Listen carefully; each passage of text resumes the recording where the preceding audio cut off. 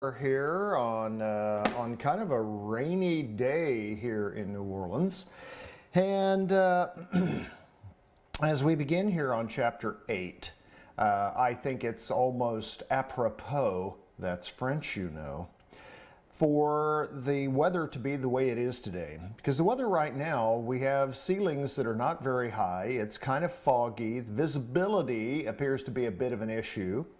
And I'm just looking here at my screen here, guys, because again, I'm not sure. I need to get a little thing here to kind of put this on because for whatever reason, it still shows that we're live, and I'm guessing that we are. You know, I'm still trying to figure all this out. But it looks like we're still doing the deal. So I guess that's, we're just going to act like we are.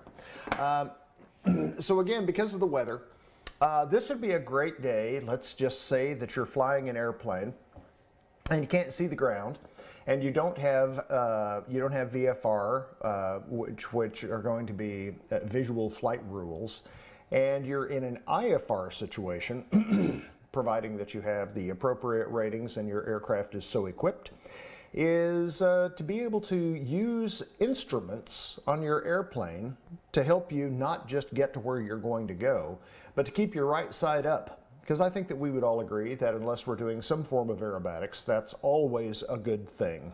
So that's what we're going to discuss today. We're going to be talking about the first part here having to do with instruments.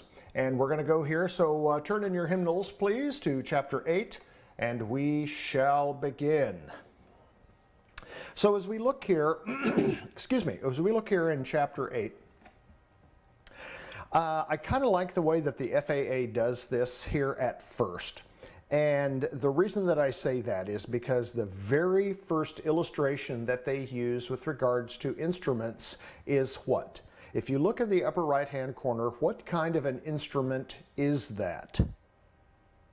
Those of you that said attitude indicator, just go ahead and pat yourselves on the back. Try not to do any sort of orthopedic damage to yourselves reaching back there.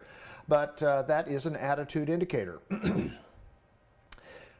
When we begin talking about instruments, I emphasize, and I emphasize this not just in the middle school class, but I also emphasize it in the high school classes, that your attitude indicator is the alpha and the omega.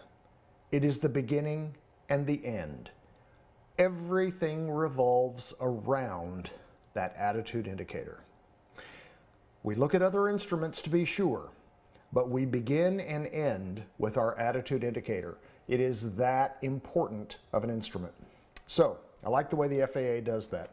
When you look here at chapter 8, as it talks about here in the second or third sentence, is that we're going to be looking at the instruments, and the instruments can be broken down into three categories. The three categories are pitot-static, so it's P-I-T-O-T hyphen static, comma. That's one section, pitot-static. Second section are gyroscopic, G-Y-R-O-S-C-O-P-I-C, gyroscopic. And the third will be magnetic. Those are the three large categories of instruments. And the instruments that we're going to begin with are going to be the pitot-static instruments. That's what we're going to start with first. So when we look here, and as we kind of zip down here, here's the first illustration that we see here on figure 8-1. You can see on the left side of the illustration something that we refer to as a pitot tube. When we talk about airspeed, indicated airspeed, we're talking about the pitot tube. It has its own measurement device, which is that pitot tube. And if you look at the red tubing coming up out of the top of the pitot tube, you can see that it goes here certainly to the airspeed indicator, as you might expect. But now you can see this blue tubing that goes here not just from the airspeed indicator, but it also connects to the vertical speed indicator here and your altimeter. And you can see here is that you have all of these things connected to this thing on the side of your airplane called a static port. What does a static port do? Well, think about what it is that the instruments do. We're using an altimeter to tell us how high we are. So an altimeter is sort of, in effect, a calibrated barometer. It's going to measure air pressure. And in this case, as the name suggests, that static air pressure that is around your airplane. We have a vertical speed indicator, which again is going to be kind of a pressure instrument here, and your airspeed indicator, which this indicator uses not just the ram air or the molecules that enter the front side of this pitot tube, but it measures the difference between this dynamic pressure coming in the front of this pitot tube against the static pressure toward the back of this instrument. And the result that you get is kind of a sort of a total pressure, if you will, that shows you the airspeed. And this airspeed is the indicator that you look at that, you know, I kind of think is again, it's kind of hard to say what's the most important instrument after the altimeter. You know, after the attitude indicator. Attitude indicator is number one. And again, it sort of depends, you know, is your airspeed indicator next? Is your altimeter next? Is your heading indicator? It's hard to say. So that's kind of a debatable thing. But this is sort of how all of these are connected. And they're interconnected here so that it gets a reading, a pressure reading around the airplane. So we think, okay, at sea level, we know that we have greater molecular air pressure at sea level, because remember, all the molecules live in Maui. And then as we climb, as we gain altitude, that pressure becomes less. Our atmosphere expands, the molecules are further apart, and so we have fewer molecules per given unit of volume, and that pressure becomes less. And so we have to be able to think, how can we devise instruments that will help us here with this pressure differential that we have as we gain or lose altitude? And how can we use our movement through an air mass to measure the amount of molecules that we are in essence slamming our airplane into? Molecules, they're not doing anything wrong. They're just sitting there. You know, there they are. And we take that airplane, we get that power plant working, we get that little spinny thingy-ing, we start dragging that airplane through those molecules, and we slam our airplane into those molecules, and that's what this pitot tube measures. It measures, again, the dynamic pressure of you ramming your airplane into those molecules, okay? So that's kind of the basic premise about these instruments and sort of, you know, how they work. I forgot to do something here. Hang on here. Let me do this. Siri, set a timer for 32 minutes. Your timer is set for 32 minutes. Thank you, Siri. Your wish is my command. She is good, isn't she? So that's kind of the way these things work. Now, it's important for you to understand the elements here of the pitot tube, the instruments that the static system is tied to, and also to understand that our pitot tube is subject to clogging from ice.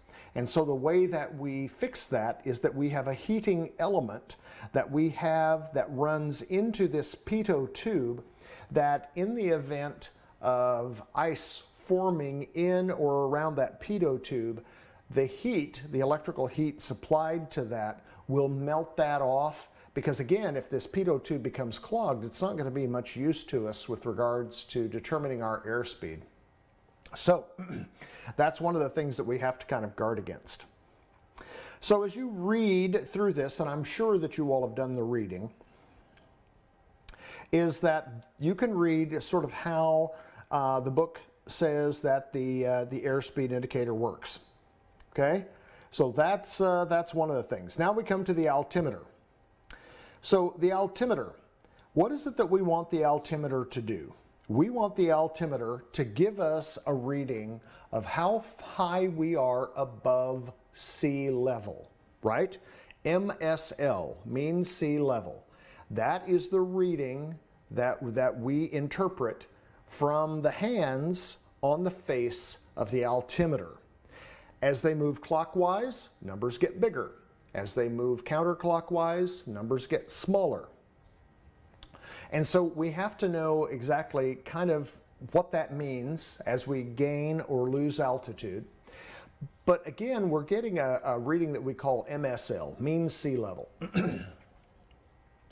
We think about, a certain pressure, but we know that pressure changes. Air masses move around. You think of that lava lamp example about air masses moving around. Well, they move around vertically, but they also move around horizontally. And you have areas of isolated pressure that are different, 50 miles away, or in our part of the world in Aspen, they can be different, 10 miles away. And we have to stay on top of what those pressure differences are, because wouldn't a change in the pressure outside, wouldn't that affect the reading on the face of that altimeter? The answer is yes. So we have to have a way to kind of calibrate that so that we can change it for the appropriate altimeter setting.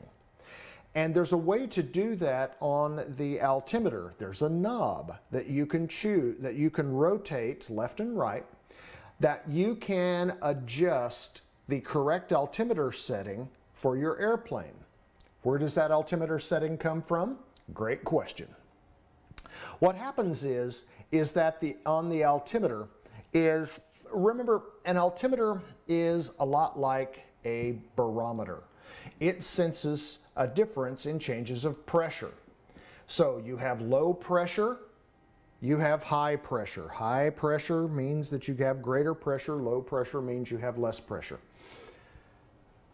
You also have to understand that it changes again in those air masses. But then also recall, when we talk about ISA, an International Standard Atmosphere, there are several components to that. One of them is temperature, to be sure. Do you remember what that is? 15 degrees Celsius, 59 degrees Fahrenheit, right? How many inches of mercury? Do you remember that? 29.92. That is on a standard day at that temperature at sea level.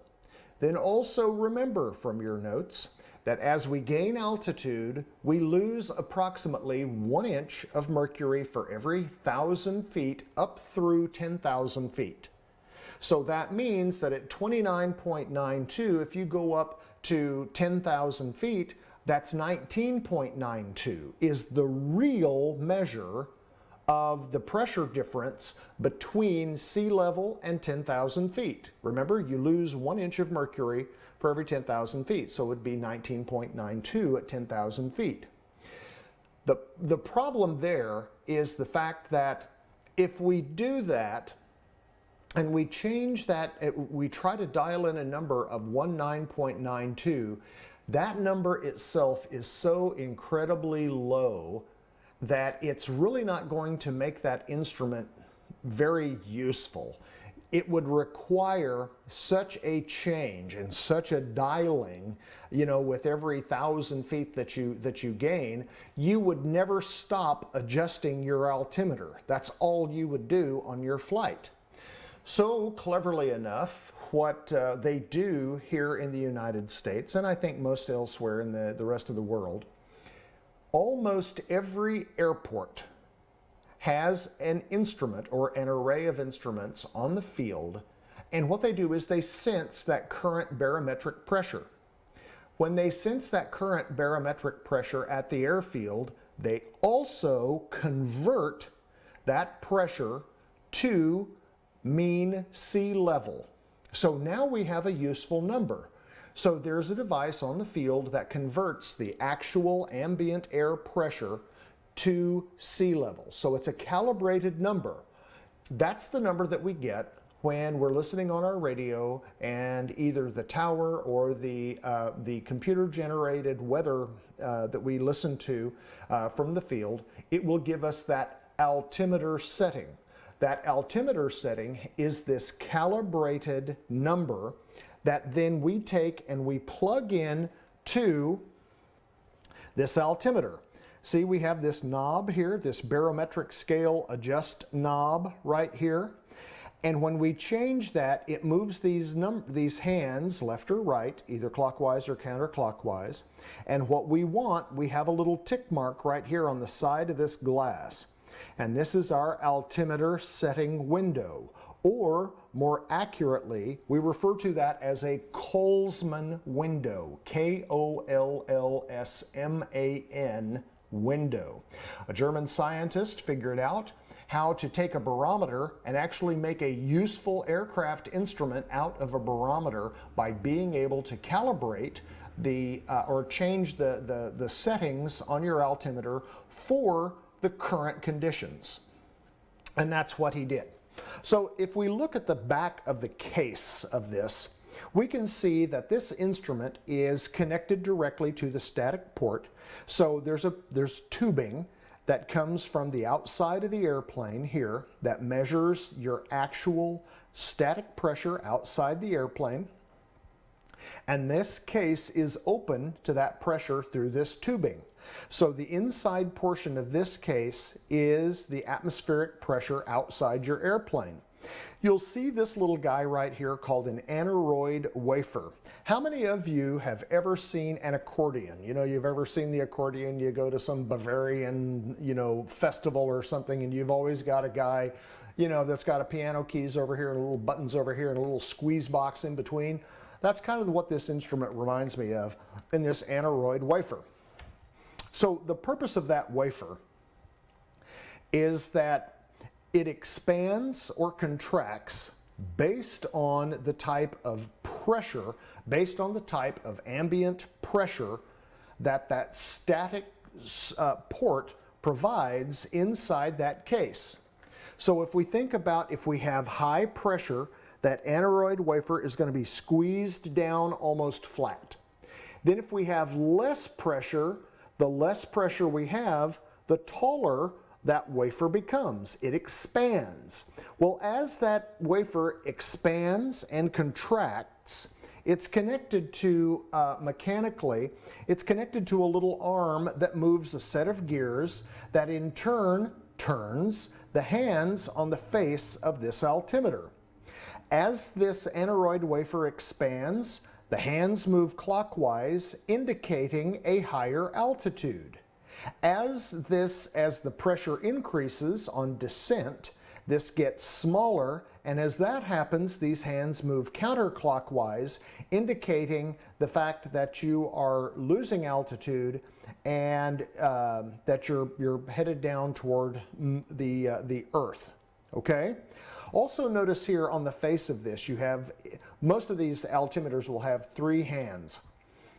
You have a 100-foot pointer, a 1,000-foot pointer, and a 10,000-foot pointer. We're going to look at those here in just a little bit. Then we also have, in some of the older altimeters, there is a little flag that appears down here at the bottom. You'll see that little crosshatch flag that will appear anytime you are below 10,000 feet. When you're below 10,000 feet MSL, you get that little hashed flag. And that's just kind of a safety reminder to the pilot to say, okay, heads up, you're below 10,000 feet, you can hit stuff now. In our part of the world, you can hit stuff at 14,300 feet. So, that doesn't do us a lot of good up, in the mountains. However, it is a good reminder flying elsewhere that when you see that cross-hatched flag here at the bottom portion of the altimeter telling you that you're below 10,000 feet MSL. Okay, you can read about the principles of operations here, and you'll see that it pretty much works kind of the way I told you. Now then, we talk about, we've talked about how the altimeter works in normal conditions. Well, what about conditions where, let's just say, that you're flying from areas of different pressures. In this case, you can talk about, what changes that pressure. Well, cold air can create a more dense molecular situation, as can higher pressure. So you can fly from an area of high temperature to low temperature, and when you're flying from an area of high temperature to low temperature, we know the low temperature, the molecules are going to be more dense. So you may be at the same altitude, but if you now all of a sudden have less density here and you're flying into more density here, what's going to happen? Remember, more dense, that box is going to squeeze, its hands are going to go counterclockwise, and it's going to indicate that you're lower than you are, and meaning that you're actually higher than you were going to be. I'm sorry, lower than what you're going to be. I'll explain here in a second. And so that's one of the effects of temperature on this. Pressure does the same thing. And so when you look at this, you can see this thing here is this old, what they call the old aviation axiom, going from high to low, look out below. So high to low, look out below, what does that mean? Well, they talk about this in, here you go, going from high to low, look out below. And that's on page 8-4. So what exactly does that mean? One of the books, they'll call this an altimeter error. Well, it's not really an altimeter error. It really is a pilot error. You're supposed to be changing your altimeter settings as you fly along, as you go into these different air masses. Because remember, this pressure is a very dynamic environment. It changes, it rises, it lowers, higher pressure, lower pressure. It changes as you fly along. You have to stay in touch with air traffic control and with the reporting stations on the ground, which you can listen to on your radio, and change those altimeter settings as you're flying along for the current conditions in order for you to know exactly where you are MSL, or mean sea level, okay? That's kind of how you do it. But what if you don't? Well, this gets into this situation here is where we start talking about changes in flying from one air mass to another air mass. And I'm going to try to illustrate this to you just to kind of show you what I'm talking about here. So here we go. Let me draw here for just a little bit. So here we are coming up here, and there's the mountains. Oh, yes. Okay, and there's Aspen. And down here, whoops, hang on. Get rid of that. I thought I'd change that. Here we go. So here we are at sea level. And then here we are, let's call this,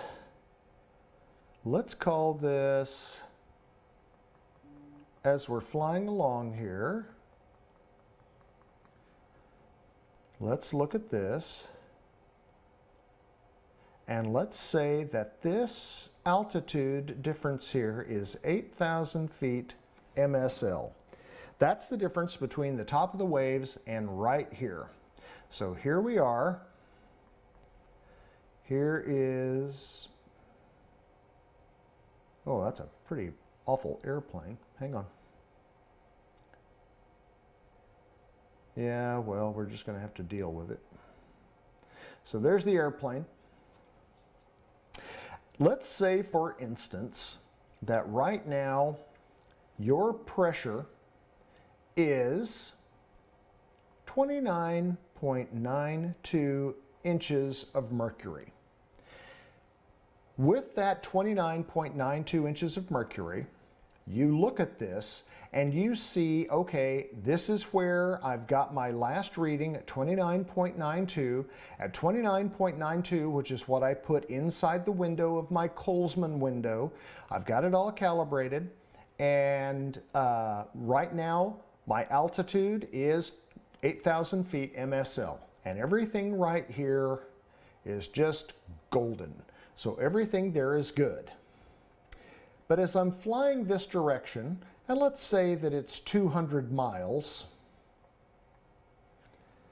we know that a lot can happen in 200 miles.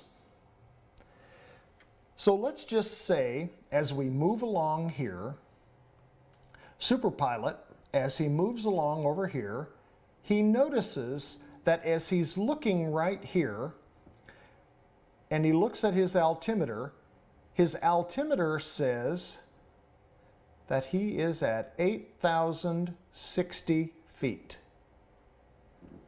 8,060 feet. Well, because of the fact that he is just such an awesome pilot and has noticed a 60-foot differential in his altitude, what's he going to do to maintain 8,000 feet? Well, what he's going to do is he's going to fly a little bit lower, right? But why did this change? Well, what he doesn't know is, because he hasn't checked, is that the pressure from 29.92 has now gone to 29.82.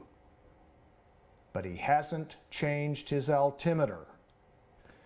So now he flies along here. Then a little bit later, he looks at his altimeter, and his altimeter says that he is at 8,080 feet. So what does Superpilot do? Well, he lowers his altitude another 80 feet to get this so that this reads 8,000 feet. But what he doesn't realize is that the actual altimeter setting now has gone to this. Notice what's happening. The pressure is starting here relatively higher, but it's going lower. The pressure is getting lower. And remember, what happens when that pressure gets lower? That aneroid wafer starts squeezing down, right? When that starts squeezing down, I'm sorry, stand by. Forget that last part. When the pressure gets lower, goodness. When the pressure gets lower, that aneroid wafer increases and shows the hands moving clockwise, right? So as it moves clockwise with that lower pressure, it indicates a higher altitude. Well, if you're not staying on top of your altimeter adjustments, you're going to actually adjust with your airplane to bring that airplane down to the correct altitude. Well, what you think is the correct altitude, because you haven't been staying on top of your altimeter settings. So now Superpilot continues flying along. He's in the clouds, of course. So now here he is. He's lower here by 140 feet than he thinks he is. He notices again, oh look, I'm on top of my altimeter here. It says that I'm at 8,070 feet. So what's he gonna do? He's gonna go down again. And you notice what's gonna happen here. So let's say you're at 2969 here. You'll notice what's happening. The problem is that without making those adjustments, he's not gonna make Aspen. He's gonna, looks like, have a bad day. This is where we get high to low, look out below. And what that means is this. If you don't stay on top of your altimeter adjustments as you fly along, going from an area of higher pressure to an area of lower pressure, your actual altitude will be lower than indicated. The actual altitude will be lower than indicated. And as we look right here, that's what's happening. Here is this guy's actual altitude, and he still thinks he is going to be at 8,000 feet, when in fact, he's at something significantly lower than that. So that's where we get high to low, look out below. Your actual altitude will be lower than indicated. Now the reverse is also true. If you go from an area of low pressure to high pressure, it's going to be the opposite. You'll be flying along, and all of a sudden you'll notice that you're low. And so what do? You climb. Then you notice you're low and you climb, notice you're low and you climb. And what happens is that just the opposite. When you go from low pressure to high pressure, this time, this is really how this works, is that from a low pressure to high pressure, as you keep going into that higher pressure, that squeeze box or that aneroid wafer gets squeezed down, hands go counterclockwise, indicating a lower altitude. And so what do? You climb to fix it. You climb to fix it, you climb to fix it, when in fact what you should have done to fix it was listen to the correct altimeter settings along with the weather stations along the way and fixed it here, not here. You fix it with making the adjustment on your altimeter, not with your elevator. Okay? So that's it. So low to high, write this down, low to high, clear the sky. Low to high, clear the sky. Your actual altitude will be higher than indicated. And again, this is assuming that you're not making your altimeter adjustments as you fly through this air mass. Okay? So that's kind of how that works with the altimeter. I am getting text messages here. Stand by. Let me just make sure that we are all good to go. Okay, here we go. We are knocking these out. Okay. Sorry about that, guys. I just had to look at this here just real quick.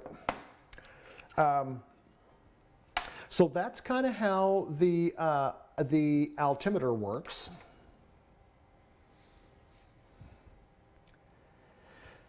And you can look at this. This is kind of what we talked about there before. Here's another thing that you need to know. Write these down on your types of altitude, page 8-6, types of altitude. You have indicated altitude. You have true altitude, absolute altitude, pressure altitude, and density altitude. Write those 5 things down. These are the 5 different types of altitudes you need to know. Write those down and write down what they mean. All right? That goes from page 8-6 into 8-7.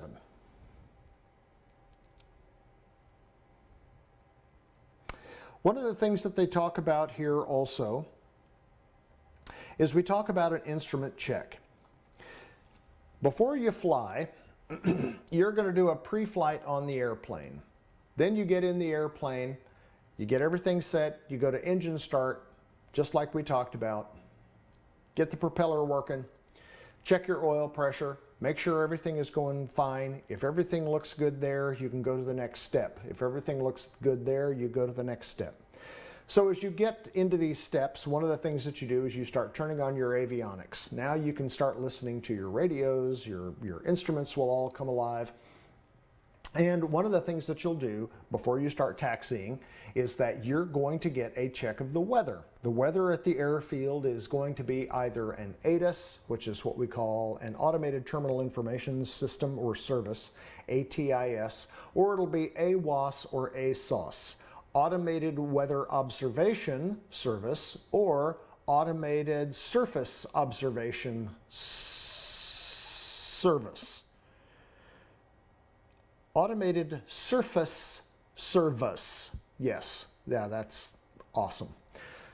These are recorded, and what they do is they give you the winds, they give you the current weather conditions, the sky conditions, your visibility, and your altimeter setting. When you set that altimeter setting into your altimeter, you want to check it against the actual field elevation. So in Aspen, if you're at the North Tie Down area, you're going to be at approximately 7,640 feet-ish. you want to make sure that your altimeter indicates that, that altitude within 75 feet. That's kind of the standard that we use to make sure that our altimeter is working correctly. If we notice that it is more than 75 feet based on the current conditions, we need to have this thing checked before we fly, okay? So now we go to the third pitot-static instrument. Well, it's actually the second one that we've actually really talked about. The second one is the vertical speed indicator. The vertical speed indicator acts kind of like an altimeter, but it's a little bit different. It does need outside ambient pressure, but it works a little bit different than an altimeter. And the big thing has to do with the case itself. If you look here at the case of a vertical speed indicator, you can see the aneroid wafer. You can see that you've got the little gearing and the little linkage and that it moves a little needle over here, kind of like the altimeter. There is not an adjustment that we make on this case, however, so there's nothing on there for us to adjust.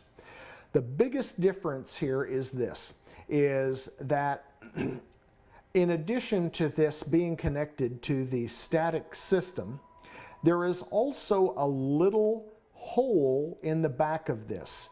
It's called a calibrated leak. It is a precision drilled little instrument thing that allows the air to move in and out of that case. And what that does, by having that little hole in the back of that case and it moving as opposed to a sealed system in that, like the altimeter, is that you get a pressure change, but then it stabilizes. You get a pressure change and then it stabilizes. So as you start a climb, your needle may go up until you start to stabilize that climb, and then it stays at that point. When you level off, it'll slowly come back down and indicate that you have leveled off, and now you're no longer climbing or descending. When you descend, the needle will start to go down like this. Once you are stable on your rate of descent, the needle will stop moving. Like, let's say you're descending at 500 feet per minute. Once you're descending at 500 feet per minute, this needle will kind of stabilize like this. And it kind of moves like that so that it gives you an idea of, am I climbing, am I descending, and by what rate. The rate that we use here are feet per minute. So when you look at the front of it, you'll have a 0.5, which means 500 feet per minute, and then you'll see a 1 or 10 or 100 or some kind of a number off the base 10 system that will indicate 1,000 feet per minute, 1,500 feet per minute, 2,000 feet per minute, and then you see the opposite, once you get below level, where you get 0.5, 500 foot per minute descent, 1,000 foot per minute descent, etc. So that's kind of how the vertical speed indicator works. You can read about that there also. Now we're going to get to our, you can see here the case on this. Now we get to our airspeed indicator. And as we look at the airspeed indicator, we're going to be talking about how it moves, and because again, it's connected to the pitot tube as well as the rest of the static system in the airplane. So what it does is it measures the indicated airspeed. So when someone talks about indicated airspeed, you get that from the airspeed indicator, cleverly enough. And this is again a case where when you get greater total pressure inside that case, the hands on the face of that instrument will move clockwise to show a bigger number. As that total pressure decreases, then the hand will swing counterclockwise to show a smaller number. You can see how all of this is kind of connected in here. And then you can see here the face of the actual airspeed indicator, which we're going to look at here in just a second. But I told you guys before that you're going to be responsible for 4 different kinds of speeds. So the first speed that you're going to need to know is indicated airspeed, IAS, or you'll also see it as KIAS. The K stands for knots. KIAS, so knots, indicated airspeed. So that's one. Second one is calibrated airspeed. I want you to read about that. The next is true airspeed. You'll need to know what true airspeed is, and we talked about this a little bit in class as well. Then we have ground speed. So just like you have 5 different types of altitudes that you need to know, there are 4 different types of speeds that you need to know. So we're going to pick that up here on our next lesson here, and we're going to stop this one, and we'll start with part 2 of our instruments coming up here in just a matter of moments. Now then, I'm going to see if I can turn this thing off here. This always happens, and I don't know why. And we are going to turn this off momentarily. So now you can get ready here for part 2. Here we go.